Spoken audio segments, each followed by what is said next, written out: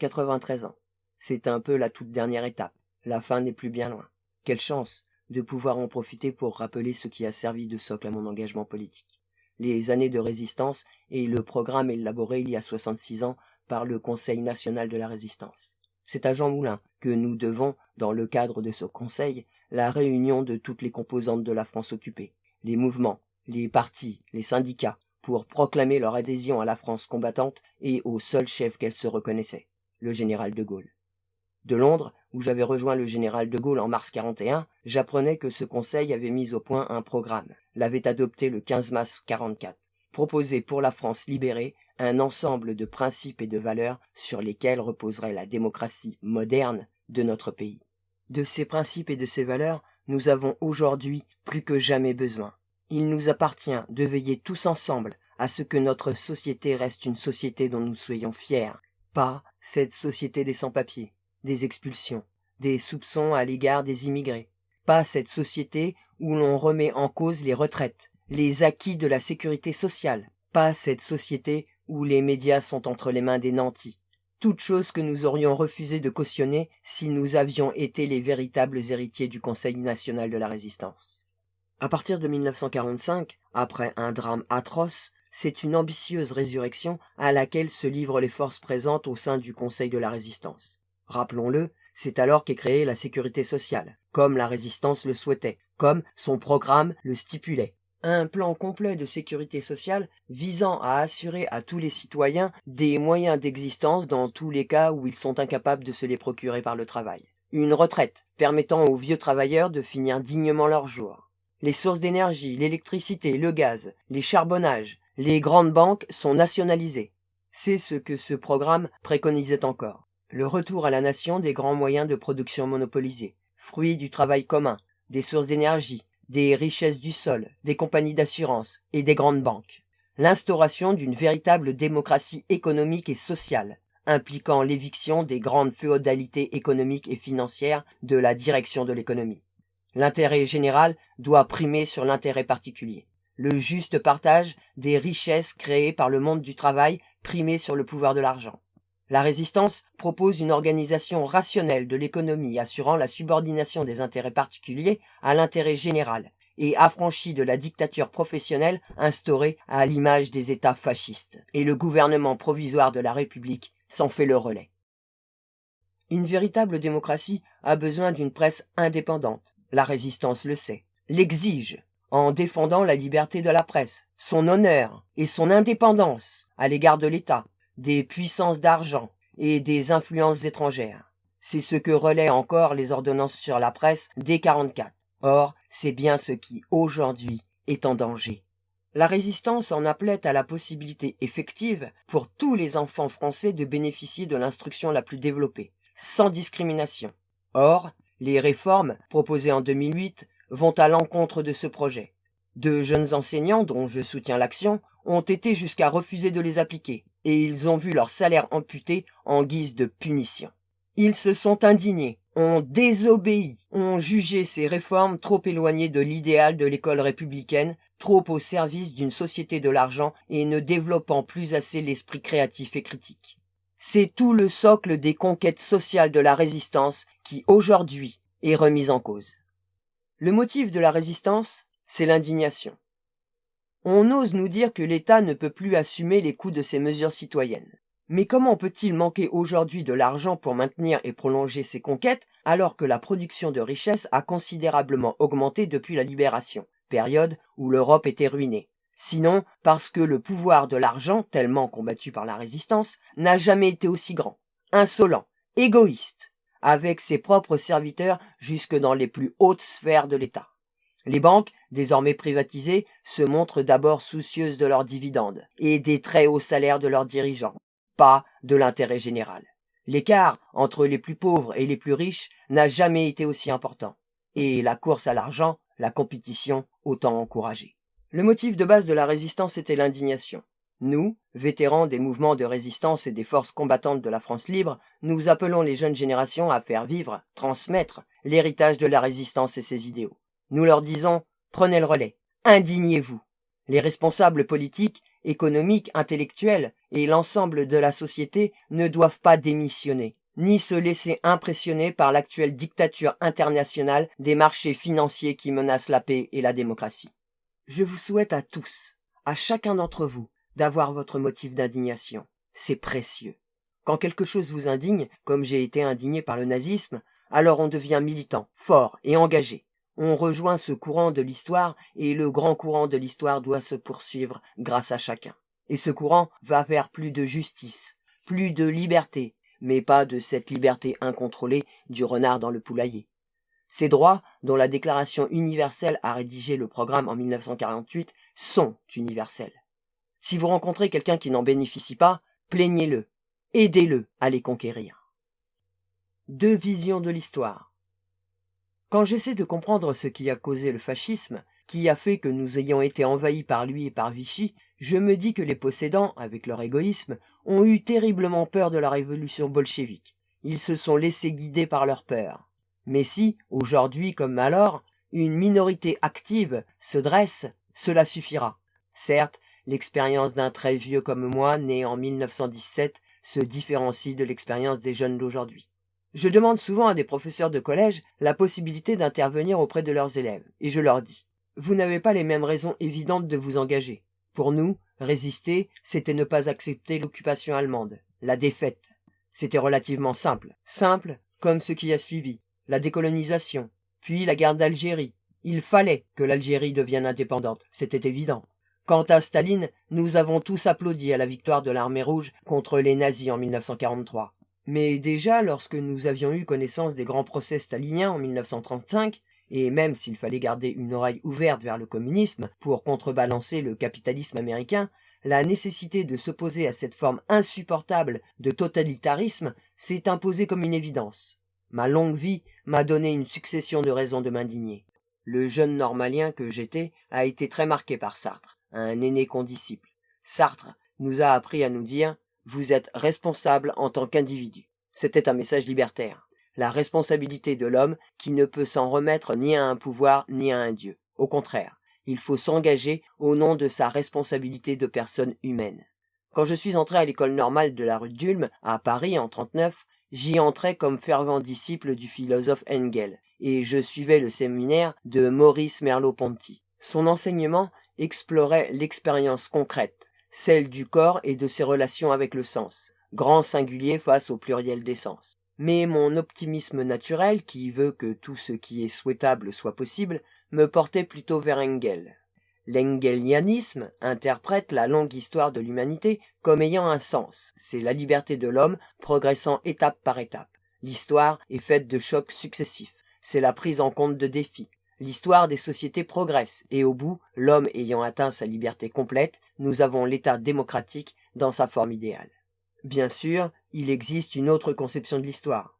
Les progrès faits par la liberté, la compétition, la course au toujours plus, cela peut être vécu comme un ouragan destructeur. C'est ainsi que représente l'histoire un ami de mon père, l'homme qui a partagé avec lui la tâche de traduire en allemand À la recherche du temps perdu de Marcel Proust, c'est le philosophe allemand Walter Benjamin. Il avait tiré un message pessimiste d'un tableau du peintre suisse Paul Klee, l'Angelus Novus, où la figure de l'ange ouvre les bras comme pour contenir et repousser une tempête qui l'identifie avec le progrès. Pour Benjamin, qui se suicidera en septembre 40 pour fuir le nazisme, le sens de l'histoire, c'est le cheminement irrésistible de catastrophe en catastrophe. L'indifférence, la pire des attitudes. C'est vrai, les raisons de s'indigner peuvent paraître aujourd'hui moins nettes ou le monde trop complexe. Qui commande? Qui décide? Il n'est pas toujours facile de distinguer entre tous les courants qui nous gouvernent. Nous n'avons plus affaire à une petite élite dont nous comprenons clairement les agissements. C'est un vaste monde, dont nous sentons bien qu'il est interdépendant. Nous vivons dans une interconnectivité comme jamais encore il n'en a existé. Mais dans ce monde, il y a des choses insupportables. Pour le voir, il faut bien regarder, chercher. Je dis aux jeunes, cherchez un peu, vous allez trouver. La pire des attitudes est l'indifférence. Dire « je n'y peux rien, je me débrouille ». En vous comportant ainsi, vous perdez l'une des composantes essentielles qui font l'humain. Une des composantes indispensables. La faculté d'indignation et l'engagement qui en est la conséquence. On peut déjà identifier deux grands nouveaux défis. Premièrement, la très grave injustice infligée à une beaucoup trop grande partie de l'humanité, privée des fondements nécessaires à une vie décente. Et pas seulement dans des régions lointaines du monde comme l'Afrique, l'Asie, Haïti, mais plus près, dans les banlieues de nos plus grandes villes, là où l'isolement et la pauvreté nourrissent la haine et la révolte. L'écart entre les très pauvres et les très riches, une innovation du XXe et XXIe siècle, qui ne cesse de s'accroître, est d'autant plus inacceptable qu'aujourd'hui pauvres et riches sont en contact. Ils se connaissent. Ils voient la même publicité pour toutes sortes de biens, de plaisirs que les premiers ne peuvent pas s'offrir tandis que les seconds les considèrent comme parfaitement naturels. Quand j'avais 20 ans, nous savions que Henry Ford, pionnier de l'industrie automobile américaine, avait établi une échelle des salaires acceptables allant de 1 à 20. Aujourd'hui, elle va de 1 à 500, et l'écart ne cesse de s'accroître. C'est un défi que nous devons relever en nous indignant, en nous engageant.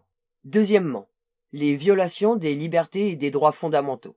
J'avais 24 ans quand Franklin Delano Roosevelt, président de la plus puissante nation de la planète, dont la contribution à la victoire de la Première Guerre mondiale par les démocraties avait été décisive et qui, grâce au New Deal, avait réussi à ramener la prospérité économique au pays, proclama le 6 janvier 1941 les 4 libertés de l'Atlantique. Liberté de confession, liberté d'expression, liberté de vivre à l'abri de la peur et liberté de vivre à l'abri du besoin dont Roosevelt disait qu'elles étaient aussi nécessaires à l'humanité que l'air, le soleil, le pain et le sel. S'appuyant sur ce fondement moral, éthique et politique, il entra en guerre quelques mois plus tard contre l'Allemagne nazie.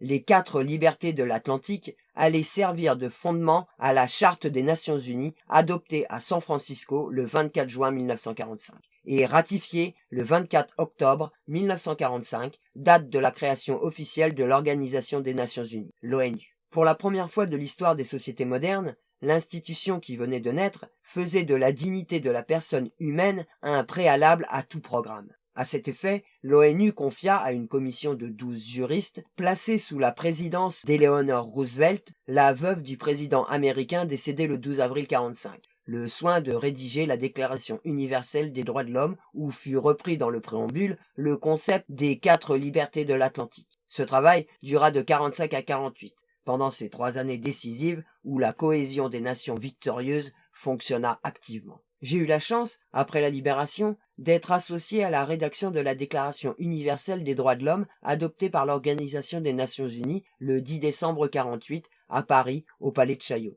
C'est au titre de chef de cabinet d'Henri Laugier, secrétaire général adjoint de l'ONU et secrétaire de la Commission des droits de l'homme, que j'ai, avec d'autres, été amené à participer à la rédaction de cette déclaration. Je ne saurais oublier le rôle crucial de Madame Roosevelt, dont la gentillesse et l'autorité naturelle fit merveille pour réconcilier les personnalités très diverses au sein de cette commission. C'était une vibrante féministe et c'est grâce à elle si, pour la première fois aussi, à une échelle globale, l'égalité entre les hommes et les femmes fut inscrite sans ambiguïté dans un texte officiel. L'article 2 de la déclaration, sur ce point, est parfaitement explicite. René Cassin, commissaire national à la justice et à l'éducation du gouvernement de la France libre, à Londres en 1941, qui fut prix Nobel de la paix en 1968, joua également un rôle déterminant, tout comme Pierre Mendès France, au sein du Conseil économique et social auquel les textes que nous élaborions étaient soumis, avant d'être transmis à la 3e commission de l'Assemblée générale en charge des questions sociales, humanitaires et culturelles. Elle comptait les 54 États membres à l'époque des Nations Unies et j'en assurais le secrétariat. C'est à René Cassin que nous devons le terme de droit universel et non internationaux, comme le proposaient nos amis anglo-saxons. Car là est bien l'enjeu au sortir de la Seconde Guerre mondiale, s'émanciper des menaces que le totalitarisme a fait peser sur l'humanité. Pour s'en émanciper, il faut obtenir que les États membres de l'ONU s'engagent à respecter ces droits universels. C'est une manière de déjouer l'argument de pleine souveraineté qu'un État peut faire valoir alors qu'il se livre à des crimes contre l'humanité sur son sol. Ce fut le cas de Hitler, qui s'estimait maître chez lui et autorisé à provoquer un génocide. Cette déclaration universelle doit beaucoup à la révulsion universelle envers le nazisme, le fascisme, le totalitarisme, et même, par notre présence, à l'esprit de la résistance. Je sentais qu'il fallait faire vite. ne pas être dupe de l'hypocrisie qu'il y avait dans l'adhésion proclamée par les vainqueurs à ces valeurs que tous n'avaient pas l'intention de promouvoir loyalement, mais que nous tentions de leur imposer. Je ne résiste pas à l'envie de citer l'article 15 de la Déclaration universelle des droits de l'homme. Tout individu a droit à une nationalité. L'article 22. Toute personne, en tant que membre de la société, a droit à la sécurité sociale. Elle est fondée à obtenir la satisfaction des droits économiques, sociaux et culturels indispensables à sa dignité et au libre développement de sa personnalité grâce à l'effort national et à la coopération internationale, compte tenu de l'organisation et des ressources de chaque pays. Et si cette déclaration a une portée déclarative et non pas juridique, elle n'en a pas moins joué un rôle puissant depuis 1948. On a vu des peuples colonisés s'en saisir dans leur lutte d'indépendance. Elle a ensemencé les esprits dans leur combat pour la liberté. Je constate avec plaisir qu'au cours des dernières décennies, se sont multipliées les organisations non gouvernementales, les mouvements sociaux comme Attac, la FIDH, Amnesty, qui sont toujours agissants et performants. Il est évident que pour être efficace aujourd'hui, il faut agir en réseau. Aux jeunes, je dis, regardez autour de vous. Vous y trouverez les thèmes qui justifient votre indignation.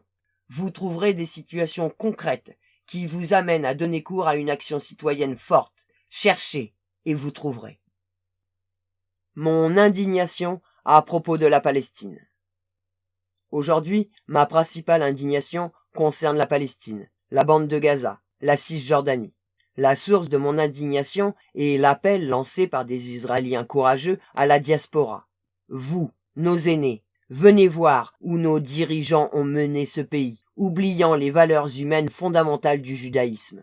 Je suis allé sur place en 2002, puis 5 fois en 2009. Il faut absolument lire le rapport Richard Goldstone de septembre 2009 sur Gaza, dans lequel ce juge sud-africain, juif, qui se dit même sioniste, accuse l'armée israélienne d'avoir commis des actes assimilables à des crimes de guerre, et peut-être, dans certaines circonstances, à des crimes contre l'humanité, pendant son opération Plomb durci, qui a duré 3 semaines. On ne peut pas prendre au sérieux les regrets qu'il a exprimés en 2011 pour, dit-il, avoir surestimé la gravité des attaques israéliennes. En 2009, dans le but précisément d'étudier de visu ce que ce rapport disait, nous sommes retournés avec Christiane, ma femme, à Gaza, où nous avons pu entrer grâce à nos passeports diplomatiques. Les gens qui nous accompagnaient n'ont pas été autorisés à pénétrer dans la bande de Gaza, ni en Cisjordanie. La situation était bien celle décrite dans le rapport Goldstone.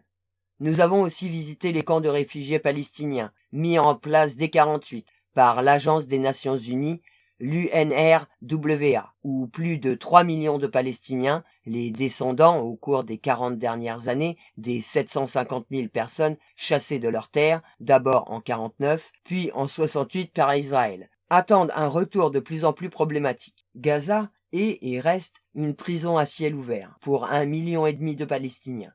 Une prison où ils s'organisent pour survivre. Plus encore que la destruction matérielle comme celle de l'hôpital du Croissant Rouge par Plomb durci, c'est le comportement des Gazaouis, leur patriotisme, leur constante préoccupation du bien-être de leurs enfants qui hante notre mémoire. Nous les avons vus confectionner des briques faute de ciment pour reconstruire les milliers de maisons détruites par les chars. On nous a confirmé qu'il y avait eu 1400 morts, femmes, enfants, vieillards inclus, dans le camp palestinien, au cours de cette opération Plomb durci menée par l'armée israélienne, contre seulement 50 blessés côté israélien. Je partage les conclusions du juge sud-africain. Que des juifs puissent perpétrer eux-mêmes des crimes de guerre, c'est insupportable. Hélas, l'histoire donne peu d'exemples de peuples qui tirent les leçons de leur propre histoire. Le président Obama, avec son discours du Caire en juin 2009, avait suscité en nous de grands espoirs. Mais son traitement, ensuite, de ce problème nous a beaucoup déçus. Je sais, le Hamas, qui avait gagné les dernières élections législatives, n'a pas pu éviter que des roquettes soient envoyées sur les villes israéliennes en réponse à la situation d'isolement et de blocus dans laquelle se trouvent les Gazaouis. Je pense, bien évidemment, que le terrorisme est inacceptable. Mais il faut reconnaître que lorsque l'on est occupé avec des moyens militaires infiniment supérieurs aux vôtres, la réaction populaire ne peut pas être que non violente. Est-ce que ça sert le Hamas d'envoyer des roquettes sur la ville de Sderot? La réponse est non. Ça ne sert pas sa cause. Mais on peut expliquer ce geste par l'exaspération des Gazaouis. Dans la notion d'exaspération, il faut comprendre la violence comme une regrettable conclusion de situations inacceptables pour ceux qui les subissent. Alors, on peut se dire que le terrorisme est une forme d'exaspération, et que cette exaspération est un terme négatif. Il ne faudrait pas exaspérer, il faudrait espérer. L'exaspération est un déni de l'espoir.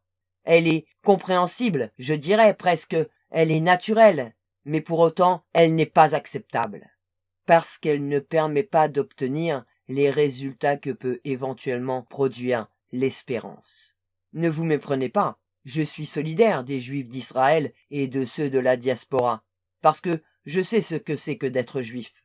Je suis moi-même d'origine juive par mon père, et je soutiens sans équivoque l'idée que les Juifs, après tout ce qu'ils ont subi, méritent un pays à eux. J'ai crié de joie quand l'État d'Israël a été fondé. J'ai dit « enfin ». Et à ceux qui me critiquaient sur ce point, je ne cesse de répéter mon amour pour Israël est plus profond que le vôtre. C'est pourquoi je suis aujourd'hui aussi sévère, parce que je veux qu'Israël soit une nation honnête. Certains réagissent avec beaucoup d'émotion quand je critique Israël. Je ne comprends pas pourquoi. Je crois en la valeur universelle des droits de l'homme, et je considère que, quand le gouvernement d'Israël occupe les territoires palestiniens, il le fait en violation des principes énoncés par les Nations Unies en 67. Il enfreint le droit.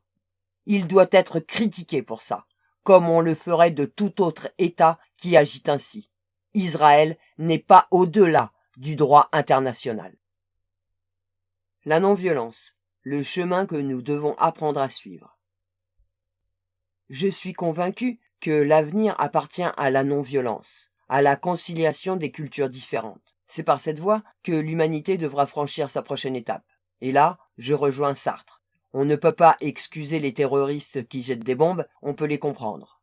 Sartre écrit en 47 « Je reconnais que la violence, sous quelque forme qu'elle se manifeste, est un échec. Mais c'est un échec inévitable, parce que nous sommes dans un univers de violence. Et s'il est vrai que le recours à la violence contre la violence risque de la perpétuer, il est vrai aussi que c'est l'unique moyen de la faire cesser.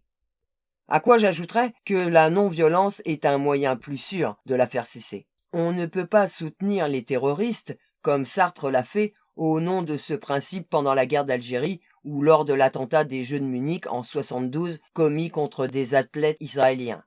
Ce n'est pas efficace. Et Sartre lui-même finira par s'interroger à la fin de sa vie sur le sens du terrorisme et à douter de sa raison d'être.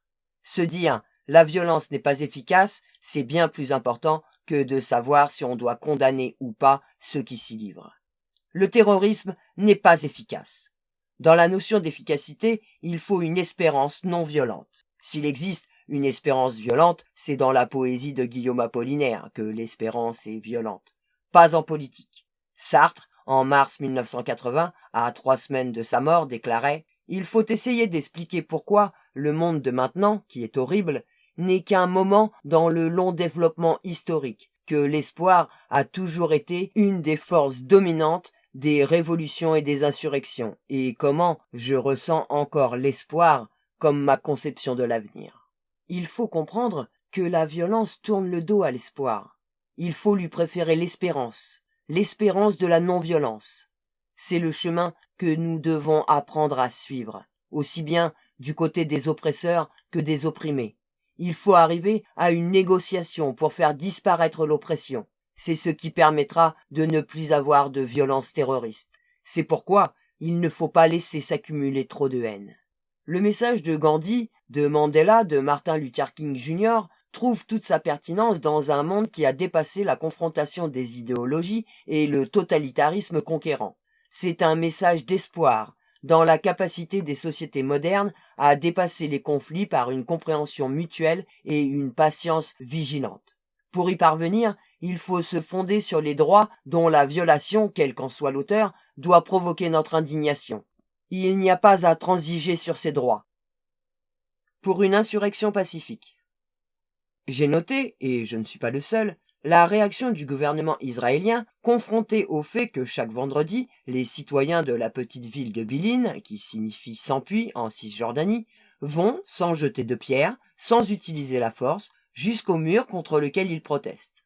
Les autorités israéliennes ont qualifié cette marche de terrorisme non violent. Pas mal. Il faut être israélien pour qualifier de terrorisme la non-violence. Il faut surtout être embarrassé par l'efficacité de la non-violence, qui tient à ce qu'elle suscite l'appui, la compréhension, le soutien de tous ceux qui dans le monde sont les adversaires de l'oppression.